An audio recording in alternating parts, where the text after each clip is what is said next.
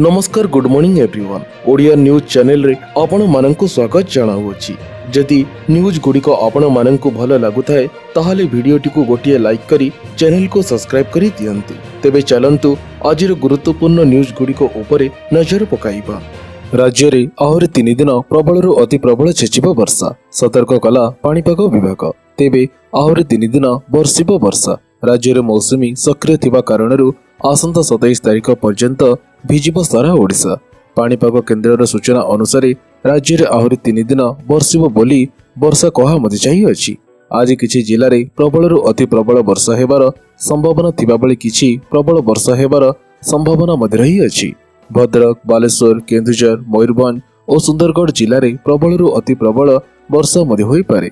बंगोपसागर रे सृष्टि होइतिबा अवपातटी दुर्बल होई अभ्यंतरण ओडिशा एवं संलग्न छत्तीसगढ़ उपरे सक्रिय मध्ये रही अछि।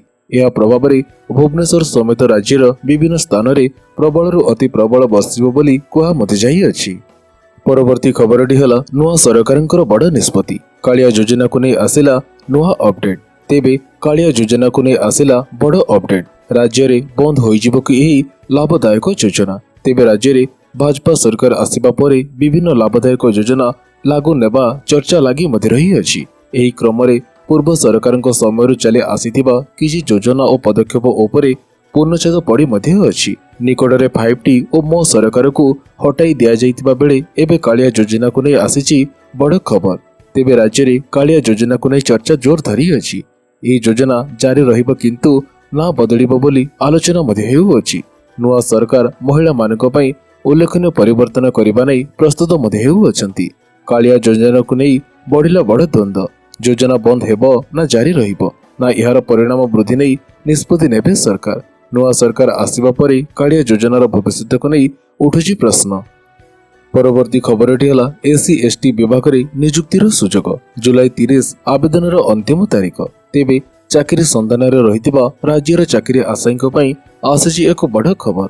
राज्य सरकार अनुसूचित जाति SC एवं अनुसूचित जनजाति ST गवेषणा और ट्रेनिंग प्रतिष्ठान पक्षरु एने एक विज्ञप्ति प्रकाश पाई अछि। प्रार्थी को capacity building and training expert पद रे नियुक्ति दिया मध्ये जीव। मो जंगल जमी योजना स्कीम रे प्रार्थी माने कार्य करिवे। तेबे प्रार्थी जे कोनोसी स्वीकृत प्राप्त विश्वविद्यालय किंबा प्रोफेशनल एकेडमिक इंस्टीट्यूट रु anthropology, tribal studies, social work, development studies एवं रूरल डेवलपमेंट रे मास्टर डिग्री करिथिबा आवश्यक मध्ये रही अछि। प्रार्थींकर कंप्यूटर दक्षता रहितिबार आवश्यकता मध्ये अछि। प्रार्थींकर कैपेसिटी और बिल्डिंग ट्रेनिंग संस्था रे एवं SC/ST कम्युनिटी समेत सरकारी स्कीम कार्यक्रम रे अंतिम रे 10 वर्षर कार्य अभिज्ञता रहितिबार आवश्यकता मध्ये रही अछि। 2024 मसिया जनवरी मास पहिला सुधा प्रार्थींकर बयस 35 रु 60 वर्ष मध्य रे रहितिबा आवश्यकता मध्ये अछि। प्रार्थींकर कार्य अभिज्ञता और दक्षता आधार रे बयस कोहल करा मध्ये जीव। प्रार्थी को मासिक 75,000 टंका वेतन आकार रे प्रदान करा मध्ये जीव। परवर्ती खबरटी हला रेल बाहरे बाहरिला चाकरी सुजोग। 10th पास करिथिले करि परिबे आवेदन। तेबे प्राय युवक रेल बाहरे चाकरी करबाको इच्छा प्रकाश करंती। आपण जदि एठी चाकरी करबा नै स्वप्न देखुथांती तेबे आपणक पई एहा खुशी खबर मध्ये अटे।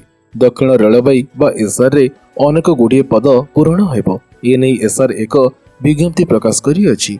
एही नियुक्ति माध्यम रे रेल बाहरे fitter, welder, MLT, turner, machine, electrician, electronics mechanic, COPA परि ट्रेड रे पदवी पूर्ण हेबो। ए नै ऑनलाइन माध्यम रे आवेदन करबाको पड़िबो। उभय पुरुष और महिला आवेदन मध्ये करि परिबे। 10th पास करितबा पिला मध्ये यार सुजोग नै परिबे। एही नियुक्ति माध्यम रे प्राय 2400 रु अधिक पदवी पूर्ण मध्ये हेबो। तेबे योग्य एवं आग्रही प्रार्थी माने भारतीय रेलबाईर ऑफिशियल वेबसाइट sr.indianrailways.gov.in को जाई आवेदन मध्ये करि परिबे।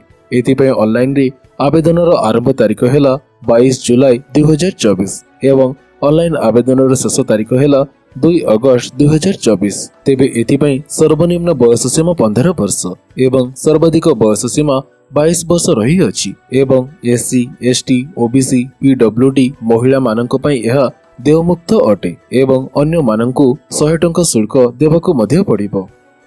परवर्ती खबरटी हला चाषी मानक पई बड़ घोषणा। प्राकृतिक चाष को हेला फोकस। तेबे केंद्र अर्थमंत्री निर्मला सीतारमण लोकसभा मोदी सरकारक तृतीय पाळीर प्रथम बजेट उपस्थापन करिअछंती। एथिरे चाषीଙ୍କ ପାଇଁ बड़ घोषणा करा मते जाई अछि। बजेट चाष कार्य करुतबा कृषकମାନଙ୍କ सह जड़ित योजना एवं कार्य निमंते 1,52,000 कोटी टंका खर्च करिबा लागि घोषणा मते होई अछि।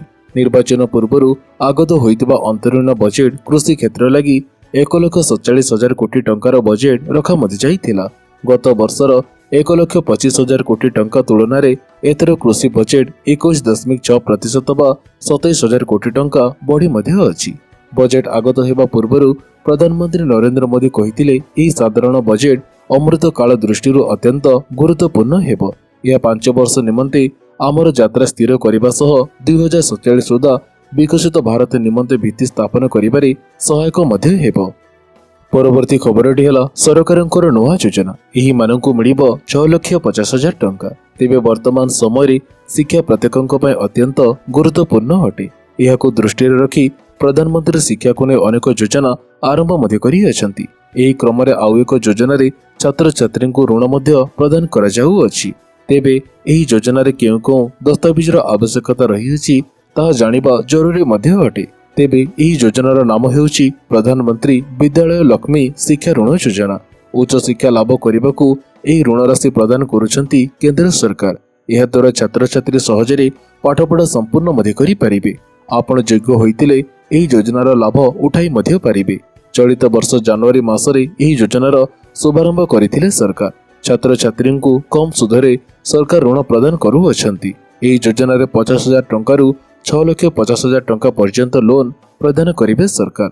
एही ऋण परिशोध करने सरकार 5 वर्ष अवधि समय देउ मध्य अछंती। तेबे एथिपाई छात्र छात्री मानकु 10.5% रु 12.75% पर्यंत सुध प्रदान करबाकू हेबो। परवर्ती खबरटी है ओडिशा राशन कार्ड तालिका रे जोड़ा हला एही मानकर नाम। जल्दी चेक करंतु। तेबे ओडिशा वासी को पुणी बड़ भेटी। मोहन सरकारंकर निर्देश एही मानकु मिलिबो मागणा चाउल ओ गहम।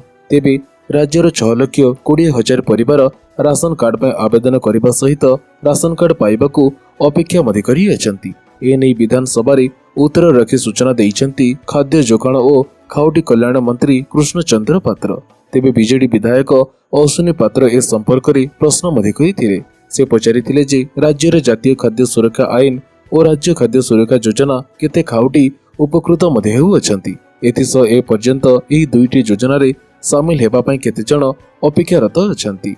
तेबे यार उत्तर देई खाद्य जोगाण और खाउटी कल्याण मंत्री कही अछंती जे राज्य जातीय खाद्य सुरक्षा आईन अधीन रे 92,66,491 परिवार 3,25,93,875 हिताधिकारी और राज्य खाद्य सुरक्षा योजना रे 3,15,237 परिवार 10,02,144 हिताधिकारी उपकृत मध्य हेउ अछंती। एथिसह वर्तमान सुधा राज्य रे एही दुईटी योजना रे सामिल हेबा पई 6 लाख रु अधिक परिवार आवेदन करी अपेक्षा रे अछंती बोली से कही अछंती। परवर्ती खबरटी है रेलवे पई ओडिशा को 10,586 कोटी टंका। तेबे रेल बजेट रे ओडिशा पई रेकर्ड परिमाण रे अर्थ दिया जाई अछि। भारतीय रेल भित्तिभूमि को मजबूत करबा लागि केंद्र सरकार आर्थिक वर्ष 2024-25 पई 2,62,000 कोटी टंकार बजेट रखी अछंती। प्रधानमंत्री नरेंद्र मोदी तृतीय पाळीर प्रथम बजेट रे अर्थमंत्री निर्मला सीतारमण मंगलवार दिन बजेट उपस्थापन करि अछंती। एही बजेट रे ओडिशा पई 10,586 कोटी टंकार बजेट रखा मधि जाई अछि। रेल मंत्री अश्विनी वैष्णव बुधवार सांबादिक सम्मेलन रे एही सूचना देई अछंती। से आहुरी कहिसंती एथर रेल पई 10,586 कोटी टंकार अनुदान मिली अछि। ओडिशा रे 10 वर्ष रे 427 फ्लाईओवर एंड अंडरपास निर्माण मध्य होई अछि। ओडिशा रे एबे 40 विभिन्न रेल प्रकल्प कार्य चालू मध्य रही अछि। ओडिशा रे 100% विद्युतकरण होई मध्य अछि। तेबे यूपीए सरकार बेले वार्षिक 838 कोटी टंका मिलुथिला। एबे ओडिशा को यूपीए तुलना रे 12 गुण अधिक अनुदान मिलु मध्य अछि। ओडिशा रे 100% विद्युतकरण होई मध्य अछि। 59 स्टेशन को अमृत भारत स्टेशन योजना रे नवीकरण करा मध्य जाउ अछि। सेति द्रुत गति रे चलीछि बोली श्री वैष्णव कहि मध्य अछंती।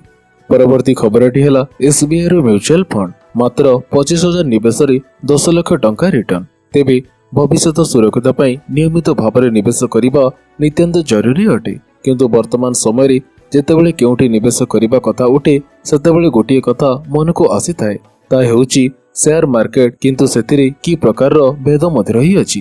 କେଉଁ ସେୟାରରେ ନିବେଶ କରିବେ, କେତେ ରିଟର୍ନ ମିଳିବ, କେତେ ରିସ୍କ, ଏହିସବୁ ବିଷୟରେ ଜାଣିବା ନିହାତି ଜରୁରୀ ମଧ୍ୟ ଅଟେ। ତେବେ ପ୍ରତ୍ୟେକ ନିବେଶକ ଚାହାନ୍ତି ସେମାନଙ୍କର ନିବେଶ ଉପରେ ଟିକେ ଭଲ ରିଟର୍ନ ମିଳୁ। ଏଥିପାଇଁ ଲଙ୍ଗ ଟର୍ମ ନିବେଶ ଉପରେ ଅଧିକ ଗୁରୁତ୍ୱ ଦେବାକୁ ବିଶେଷଜ୍ଞଙ୍କ ପରାମର୍ଶ ରହି ମଧ୍ୟ ଅଛି। ତେବେ ଷ୍ଟେଟ ବ୍ୟାଙ୍କ ଅଫ୍ ଇଣ୍ଡିଆର ମ୍ୟୁଚୁଆଲ ଫଣ୍ଡ ବିଷୟରେ ଅନେକ ନିବେଶକ ଏଯାଏଁ ଅବଗତ ହୋଇପାରି ନାହାନ୍ତି। SBIର ମ୍ୟୁଚୁଆଲ ଫଣ୍ଡରେ କମ୍ ନିବେଶ କରି ଅଧିକ ରିଟର୍ନ ପାଇ ମଧ୍ୟ ପାରିବେ। ଆପଣଙ୍କୁ ମାତ୍ର 25,000 ଟଙ୍କା ନିବେଶ କରିବାକୁ ଅଛି। ଏହାପରେ ଆପଣଙ୍କୁ ପରବର୍ତ୍ତୀ ସମୟରେ ପୁରା 9,58,000 ଟଙ୍କା ରିଟର୍ନ ମିଳି ମଧ୍ୟ ପାରିବ। ପରବର୍ତ୍ତୀ ଖବରଟି ହେଲା ବରିଷ୍ଠ ନାଗରିକଙ୍କୁ ଟ୍ରେନ୍ ଟିକେଟରେ ପୁଣି ମିଳିବ ରିହାତି। ତେବେ 18ତମ ଲୋକସଭାର ମୌସୁମୀ ଅଧିବେଶନର ଦ୍ୱିତୀୟ ଦିନରେ ବରିଷ୍ଠ ନାଗରିକମାନଙ୍କୁ ରେଳଭଡ଼ା ଉପରେ ଦିଆଯାଉଥିବା ରିହାତି ପ୍ରସଙ୍ଗ ଗୃହରେ ଉଠିଥିଲା। ଯେତେବେଳେ ବରିଷ୍ଠ ନାଗରିକମାନଙ୍କୁ ଦିଆଯାଉଥିବା ରିହାତି ପୁନଃ ଆରମ୍ଭ କରିବାକୁ ସରକାରଙ୍କୁ ପ୍ରଶ୍ନ ପଚାରି ଯାଇଥିଲା, ହେଲେ ରେଳମନ୍ତ୍ରୀ ଅଶ୍ୱିନୀ ବୈଷ୍ଣବ ଏହି ପ୍ରଶ୍ନର ସ୍ପଷ୍ଟ ଉତ୍ତର ଦେଇନଥିଲେ। ତେବେ ରେଳମନ୍ତ୍ରୀ କହି ଅଛନ୍ତି ଯେ ହାରାହାରି ରେଳବାଇରେ ଯାତ୍ରା କରୁଥିବା ପ୍ରତ୍ୟେକ ବ୍ୟକ୍ତିଙ୍କ ଭଡ଼ା ଉପରେ ସରକାର 46% ସବସିଡି ଦେଉଅଛନ୍ତି। ଲୋକସଭାରେ ପ୍ରଶ୍ନକାଳ ସମୟରେ ସାଂସଦ ଦୀପକ ଦେବ ଅଧିକାରୀ ରେଳମନ୍ତ୍ରୀଙ୍କୁ ପଚାରିଥିଲେ ଯେ କୋଭିଡ ମହାମାରୀ ସମୟରେ ବରିଷ୍ଠ ନାଗରିକଙ୍କୁ ଦିଆଯାଉଥିବା ସବସିଡି ଫେରସ୍ତ ପାଇଁ କୌଣସି ଯୋଜନା ଅଛି କି ନାହିଁ। ଏହି ପ୍ରଶ୍ନର ଉତ୍ତର ଦେଇ ରେଳମନ୍ତ୍ରୀ କହି ଅଛନ୍ତି ଯେ 2022-23 ଆର୍ଥିକ ବର୍ଷରେ ଟ୍ରେନ୍ ଯୋଗେ ଯାଉଥିବା ଯାତ୍ରୀଙ୍କ ଟିକେଟ ଉପରେ ଭାରତୀୟ ରେଳବାଇ 56,933 କୋଟି ଟଙ୍କା ସବସିଡି ପ୍ରଦାନ ମଧ୍ୟ କରିଅଛି। ସେ କହିଛନ୍ତି ଯେ ରେଳବାଇରେ ଯାତ୍ରା କରୁଥିବା ପ୍ରତ୍ୟେକ ବ୍ୟକ୍ତିଙ୍କୁ ଭାରତୀୟ ରେଳ ହାରାହାରି 46% ସବସିଡି କିମ୍ବା ରିହାତି ପ୍ରଦାନ ମଧ୍ୟ କରୁଅଛି। ତେବେ ମୁଁ ଆଶା କରୁଅଛି ଆଜିର ଏହି ଗୁରୁତ୍ୱପୂର୍ଣ୍ଣ ନ୍ୟୁଜ୍ ଗୁଡ଼ିକ ଆପଣମାନଙ୍କୁ ନିଶ୍ଚିତ ଭାବରେ ଭଲ ମଧ୍ୟ ଲାଗିଥିବ। ତେବେ ପୁଣି ଦେଖାହବ ଏହିଭଳି କିଛି ଲାଟେଷ୍ଟ ଅପଡେଟ୍ ସହିତ। ସେତେବେଳେ ପର୍ଯ୍ୟନ୍ତ ବିଦାୟ ଦିଅନ୍ତୁ। ଜୟ ଜଗନ୍ନାଥ।